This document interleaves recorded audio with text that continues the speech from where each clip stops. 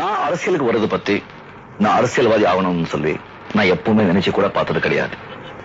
திடீர்னு நீங்க அரசியலுக்கு வாங்கன்னு சொன்னா என்னால அதை எடுத்துக்க முடியல. ஏன் சொன்னா நான் எந்த ஒரு வேலையாகட்டும் காரியமாகட்டும் செஞ்சா ஒழுங்கா செய்யணும், கரெக்டா செய்யணுங்கிறது என்னுடைய நோக்கம். ஒரு பழம் செய்யறத நான் நிறைய யோசிப்பேன். அரசியல இறங்குறதுங்கிறது அவ்வளவு சுலபமான விஷயம் அல்ல. சில பேர் சொல்றாங்க நீங்க அரசியலுக்கு வந்தா ஆட்சி அமைச்சிடலாம், முதலமைச்சர் ஆயிடலாம் சொல்லி. அது அவ்வளவு சாதாரண விஷயம், சுலபமான விஷயம் அல்ல.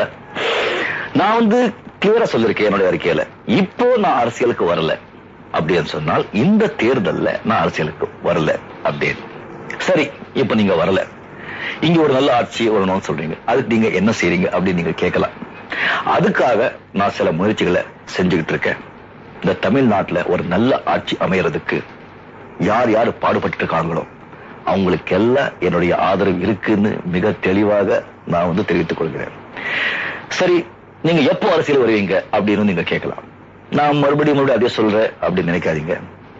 அப்படி என்னுடைய தலையில எழுதியிருந்தால், அதே ஆண்டவனுடைய கட்டளையா இருந்திருந்தால், நான் மட்டும் அரசியல குதிக்க மாட்டேன், நான் மட்டும் அரசியலுக்கு வர மாட்டேன். தமிழ்நாட்டில் வாழ்ற 5 கோடி மக்களையும் அரசியல்ல குதிக்க வச்சு இறக்கி அவங்க கூட நானும் அரசியல்ல இறங்குறேன். ஏன்னா ஒரு தனி மனிதனால எந்த நாட்டையும் திருத்த முடியாது. நம்ம நாட்டை திருத்தணுங்கிற உணர்வு ஒவ்வொரு மனிதனுக்கும் வரணும்.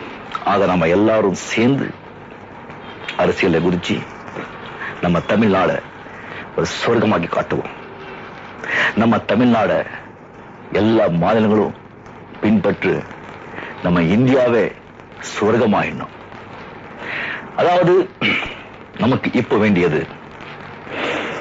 ஜனநாயக புரட்சி, அரசியல் மறுமலர்ச்சி.